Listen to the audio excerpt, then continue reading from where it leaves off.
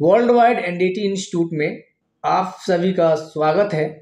जितने भी हमारे यूट्यूब चैनल देख रहे हैं, जो भी क्यू एंड क्यूसी के बारे में देख रहे हैं, बस आपको 5 मिनट इस वीडियो को देना है। आपको क्यू ए क्यूसी के बारे में सब कुछ पता चल जाएगा। क्यू ए क्यूसी है क्या, इसमें अंतर क्या है, इसमें डिफरेंस क्या है, क्यू ए क्यूसी करने के लिए आपकी क्वालिफिकेशन कितनी होनी चाहिए, ठीक है। क्यू ए क्यूसी करने के बाद आप कौन कौन से कंपनी में जॉब कर सकते हैं, कौन कौन से सेक्टर में जॉब कर सकते हैं। क्यू ए क्यूसी करने के बाद आपकी फ्रेशर की क्या सैलरी होती है और एक्सपीरियंस होल्डर की क्या सैलरी होती है, इंडिया में क्या सैलरी होती है और बाहर कंट्री में क्या सैलरी होती है। तो सबसे पहले चलते हैं हम जावेद सर के पास। तो जावेद सर के इसके बारे में सब कुछ बताएंगे। तो Javed sir, Q A QC के बारे में बताइए, क्योंकि बहुत सारे स्टूडेंट होते हैं अपने पास, कॉल करते हैं कि सर क्यू ए क्यूसी क्या है, क्यू ए क्यूसी में करने के बाद क्या ग्रोथ है, और इसके डिफरेंट पूछते हैं। क्यू ए क्यूसी हमें करना चाहिए कि केवल क्यूसी करना चाहिए कि केवल क्यू ए करना चाहिए, तो इसके बारे में पहले बताइए, इनके डाउट्स क्लियर हो जाए। देखिए, अगर बात करें क्यू ए क्यूसी की, तो सबसे पहले हम इसकी फुल फॉर्म समझ लेते हैं कि क्यू ए की जो फुल फॉर्म होती है वो क्वालिटी अश्योरेंस होती है, और क्यूसी की जो फुल फॉर्म होती है वो होती है क्वालिटी कंट्रोल।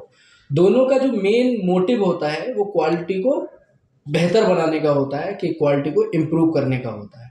लेकिन दोनों के काम जो होते हैं वो अलग अलग होते हैं। जैसे हमने बात की कि क्यू ए क्वालिटी अश्योरेंस जो होता है, इंडस्ट्री के अंदर क्यू ए इंस्पेक्टर भी होता है, क्यू ए सुपरवाइजर भी होता है, क्यू ए इंजीनियर भी होता है, सीनियर इंजीनियर भी होता है। ऐसे ही क्यूसी इंस्पेक्टर होता है, क्यूसी सुपरवाइजर होता है और क्यूसी इंजीनियर होता है। तो दोनों के काम बिल्कुल अलग होते हैं। अगर हम क्यूए के पहले काम को देखें या डिफरेंस समझें क्यूए क्यूसी में, तो जो मेन डिफरेंस है वो होता है कि जो क्यूए होता है वो प्रोसेस बेस्ड होता है और जो क्यूसी होता है वो प्रोडक्ट बेस्ड होता है। अब इसका क्या मतलब है कि प्रोसेस बेस्ड और प्रोडक्ट बेस्ड? प्रोसेस बेस्ड का मतलब होता है जो क्यूए इंस्पेक्टर हो, सुपरवाइजर हो या इंजीनियर हो, वो एक प्रोसेस पे काम करता है। वो प्रोसेस को चेक करता है कि प्रोसेस हमारा सही से काम कर रहा है कि नहीं कर रहा है। क्योंकि अगर हमारा प्रोसेस गड़बड़ काम करेगा या सही से काम नहीं करेगा तो हमारे मटेरियल में क्या आता है, डिफेक्ट आता है। फॉर एग्जांपल 4 मशीनें हैं, 4 मशीनों से क्या हो रहा है कि मशीन ए है, मशीन बी है, मशीन सी है और मशीन डी है। तो मशीन ए से माना 100 प्रोडक्ट निकले, तो जो क्यूए इंस्पेक्टर या सुपरवाइजर या फिर इंजीनियर जो होगा वो रैंडमली 4 या 6 प्रोडक्ट उसमें से उठा के उसकी क्या करता है, टेस्टिंग करता है। उससे वो एक आइडिया लगा लेता है कि मेरी मशीन सही से काम कर रही है कि नहीं कर रही है। लेकिन जो क्यूसी होता है, जिसको हम बोल रहे हैं कि प्रोडक्ट बेस्ड होता है, उसमें क्या होता है, वो 100 के 100 प्रोडक्ट का क्या करेगा, इंस्पेक्शन करेगा, या हम कह सकते हैं कि टेस्टिंग करेगा। उसके बाद में वो सिर्फ उसमें क्या करेगा, डिफेक्ट को आइडेंटिफाई करेगा। अगर डिफेक्ट है किसी मटेरियल में तो वो क्या कर देगा, उसको रिजेक्ट कर देगा। अगर किसी मटेरियल में डिफेक्ट नहीं है तो वो उसको एक्सेप्ट कर देगा। क्या होगा कि 100 के 100 प्रोडक्ट की वो जांच करेगा। जैसे क्यूए क्या कर रहा है कि 4 या 6 प्रोडक्ट को उठा ले रहा है। इसमें अगर हम 2 और पॉइंट समझें तो जो क्यूए होता है वो प्री एक्टिव होता है। प्री एक्टिव का मतलब जब हमारा फाइनल प्रोडक्ट बनने वाला है उससे पहले से ही ये सब क्या रहते हैं, एक्टिव रहते हैं। लेकिन जो क्यूसी होता है वो जब फाइनल प्रोडक्ट बन जाता है उसके बाद में वो क्या होता है, एक्टिव होता है। उसके बाद में वो काम करता है। तीसरा इसमें पॉइंट होता है कि जो क्यूए है, क्वालिटी एश्योरेंस, वो एरर प्रिवेंटिव होता है। एरर प्रिवेंटिव का मतलब डिफेक्ट को रोकने का काम करता है। जैसे अगर मशीन गड़बड़ काम कर रही है, सही से काम नहीं कर रही है, तो वो उसको रुकवा देगा, उसकी मेंटेनेंस कराएगा, उसके बाद में क्या करेगा, उसको स्टार्ट करेगा। लेकिन क्यूसी को मतलब नहीं है, वो सीधे अपने 100 प्रोडक्ट हैं उसको देखेगा, उसकी जांच करेगा। अगर डिफेक्ट आ रहा है तो उसको रिजेक्ट करेगा और डिफेक्ट नहीं आ रहा तो इसको एक्सेप्ट करेगा। इसलिए इसको बोलते हैं एरर आइडेंटिफिकेशन। सिर्फ उसको देखना है। तो दोनों का कहीं ना कहीं काम क्या है कि अगर देखें तो क्वालिटी को बेहतर बनाने। और बहुत सारे स्टूडेंट अपने होते हैं, तो जैसे बात होती है तो बोलते हैं कि सर हम क्यूए क्यूसी करें कि केवल क्यूए कर लें कि केवल क्यूसी करें, तो क्या दोनों करना चाहिए कि अलग अलग भी कर सकते हैं? करने को ये है कि अलग अलग भी कर सकते हैं, लेकिन हम यही सजेस्ट करेंगे कि अगर वो क्यूए और क्यूसी दोनों कर लेंगे तो उनके पास में अपॉर्चुनिटी क्या होती है, बढ़ जाती हैं। और उनके पास में जो स्किल्ड है वो 2 तरह की स्किल्ड हो जाती हैं। ठीक है। ओके। तो क्यूए भी हो जाएंगी, क्यूसी भी। अगर कहीं पर क्यूए की वैकेंसी है तो वो क्यूए में भी जा सकते हैं, क्यूसी की है तो क्यूसी में भी जा सकते हैं। एक तरीके से कह सकते हैं कि वो मल्टी टैलेंटेड रहेंगे। जिसके पास जितनी ज़्यादा स्किल होगी उसको उस हिसाब से ग्रोथ होती है और उस हिसाब से सैलरी पैकेज मतलब उसको दोनों के बारे में नॉलेज होगी तो उसको सैलरी थोड़ा अच्छा मिलेगा। हाँ। ठीक है। क्योंकि अगर देखें सिलेबस भी लगभग क्या रहता है कि सिमिलर है, ऐसा नहीं कि क्यूए और क्यूसी में बहुत ज़्यादा डिफरेंस है, तो इतना ज़्यादा डिफरेंस भी नहीं। बहुत सारे स्टूडेंट अपने पास पूछते हैं कि सर अगर हम क्यूए क्यूसी करना चाहते हैं तो क्वालिफिकेशन कितनी होनी चाहिए हमारी। तो मतलब स्टूडेंट कोई एक आर्ट्स साइंस से है या फिजिक्स के साइंस से है या फिर टेक्निकल फील्ड से है, तो केवल टेक्निकल फील्ड वाले कर सकते हैं कि आर्ट्स वाले भी कर सकते हैं कि साइंस वाले भी कर सकते हैं? इसमें क्या है कि टेक्निकल वाले तो कर ही सकते हैं और साथ में नॉन टेक्निकल स्किल से जो भी हैं वो भी कर सकते हैं।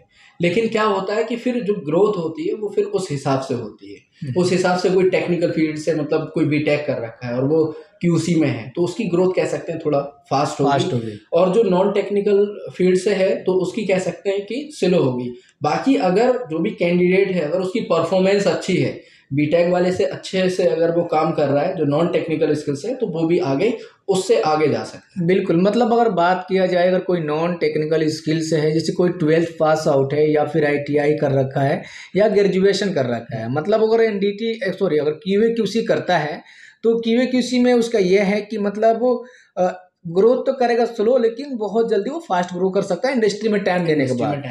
क्योंकि आपको भी समझ में आना चाहिए कोई बीटेक करता है तो 4 साल टाइम देना पड़ता है, 4 साल के बाद फिर से वो क्यूए क्यूसी करता है फिर ग्रोथ करता है। लेकिन कोई 12th पास आउट है अगर वो क्यूए क्यूसी कर रहा है तो मतलब उसके लिए बहुत बढ़िया है। तुमने 4 साल वहाँ छोड़ के यहाँ पे तुम फास्ट में शॉर्ट टर्म में क्यूए क्यूसी कोर्स किया और इंडस्ट्री में जाके तुम जॉब कर रहे हो, तो कहीं ना कहीं दोनों बेटर है। कुछ स्टूडेंट होते हैं कि मतलब डिस्टेंस से फिर बीटेक या डिप्लोमा कर लेते हैं, अपनी स्टडी को भी जारी रखते हैं और वो जॉब भी करते होते हैं, तो 12th वाले भी कर सकते हैं इस कोर्स। अच्छा, मतलब क्यूए क्यूसी करने के बाद अगर बात करें तो इंडिया में क्या सैलरी होती है और बाहर कंट्री में क्या सैलरी होती है, फ्रेशर की क्या सैलरी होती है और एक्सपीरियंस के बाद कितनी सैलरी उठा सकते हैं? अगर हम फ्रेशर की बात करें तो 15 से स्टार्ट हो जाती है, मतलब 15,000 से 30 के बीच में लगभग मतलब मिल जाता है। अगर जो भी कैंडिडेट है अच्छे से ट्रेनिंग वगैरह लिया है, चीज़ों को सीखा है, तो वो 20+ आराम से हो जाती है उसकी। हाँ, मतलब एक डाउट क्लियर कर दूं कि 20 वही उठाते हैं जो डिप्लोमा बीटेक किए होते हैं। अगर कोई नॉन टेक्निकल स्किल से है तो उनका 12 भी हो सकता है, 15 भी हो सकता है, उनके स्किल के ऊपर होता है, इंटरव्यू के ऊपर होता है कि मतलब किस तरीके से वो चीज़ें बता रहे हैं, तो उस हिसाब से भी सैलरी। ठीक है। और बाहर कंट्री में क्या होती है सैलरी? अगर बाहर की बात करें तो मिनिमम जो स्टार्टिंग है 50 to 60 मिल जाता है मिनिमम। अगर जो एक्सपीरियंस्ड बंदा है 1 साल का या 2 साल का तो 70-80 हज़ार, या फिर जैसे जैसे एक्सपीरियंस होता है उस हिसाब से लोग 1.5 लाख 2 लाख 2.5 लाख, वो सब एक्सपीरियंस के हिसाब से। मतलब आप अगर क्यूए क्यूसी कर रहे हैं तो अगर आप ग्रोथ मतलब करना चाहते हैं तो कम से कम 2 साल का एक्सपीरियंस लो इंडिया में, उसके बाद बाहर कंट्री जाओ, उसके बाद आपकी ग्रोथ हो सकती है। ठीक है। मतलब अगर आप क्यूए क्यूसी करके कौन कौन से सेक्टर में जॉब कर सकते हैं? वो क्यूए क्यूसी अगर कोई करता है तो पाइपलाइन हो गया, ठीक है, रिफाइनरी प्लांट हो गया, फैब्रिकेशन लाइन होगी, स्ट्रक्चर लाइन होगी, बॉयलर लाइन होगी। क्योंकि अगर वो इन सेक्टर में जॉब करता है तो उसकी ग्रोथ की भी क्या रहते हैं चांसेस बहुत ज़्यादा रहते हैं, क्योंकि ऑयल एंड गैस सेक्टर में क्या रहता है कि ग्रोथ थोड़ी फास्ट होती है। मतलब ज़्यादा से ये कहना है कि अगर आप क्यूए क्यूसी करते हैं तो ऑटो सेक्टर में भी जॉब मिल जाती है, लेकिन वहाँ पे क्या होता है ना कि ग्रोथ नहीं हो पाती है। अगर आप 5 साल जॉब कर रहे हैं, 10 साल जॉब कर रहे हैं तो उसके बाद भी ग्रोथ उतना नहीं हो पाती है। लेकिन अगर आप क्यूए क्यूसी लाइन में हैं तो आप refinery line, pipe line, fabrication line, structure line, boiler line, aerospace line, etc, इस सब सेक्टरों में आप जाओ। इसमें क्या होता है, ज़्यादा ग्रोथ होता है। ठीक है। और इसमें मतलब अगर बात करें अगर कोई क्यूए क्यूसी कर लेता है, ठीक है, अगर क्यूए क्यूसी करने के बाद कुछ आगे चल के उसका प्लान है करने का तो क्या कर सकता है? क्यूए क्यूसी अगर कर लिया है तो मैं समझता हूँ उसके लिए सफिशिएंट है ये कि ग्रोथ करने के लिए। बाकी और भी बहुत सारे मतलब सर्टिफिकेशन कोर्स होते हैं, अगर वो अपनी स्किल को डेवलप करना चाहता है तो और भी बहुत सारे कोर्स कर सकता है। तो आपको वीडियो में काफ़ी समझ में आ गया होगा। अगर आपको ये वीडियो अच्छा लगा हो, समझ में आया हो, उसके बारे में है, अगर समझ में नहीं आया हो उसके बारे में बताना। और आपको नेक्स्ट वीडियो में कमेंट में बताने हैं कि कौन सी वीडियो के बारे में, कौन से मतलब कोर्स के बारे में जैसे आपको जानना है, समझना है, उसके बारे में हम बताएंगे आपको वीडियो के थ्रू यूट्यूब पे। तो सबसे पहले आप वर्ल्ड वाइड का अगर चैनल देख रहे हैं तो हमारे चैनल को सब्सक्राइब करें, लाइक करें और दूसरे के पास शेयर करें जिसकी नीड हो और जिसको एक अच्छे सैलरी पैकेज, अच्छे फील्ड में जॉब करना चाहते हो। वर्ल्ड वाइड में बता दूं कि हमारा इंस्टीट्यूट बहुत एक अच्छा सैलरी पैकेज पे मतलब स्टूडेंट को जॉब दिलवाता है और बहुत अच्छा एक टीचर के साथ, एक प्रैक्टिकल के साथ हम ट्रेनिंग देते हैं। और मिलते हैं नेक्स्ट वीडियो में, जब तक के लिए अलविदा। Thank you so much. Thank you so much. कुछ वीडियो लास्ट में गड़बड़ाया है।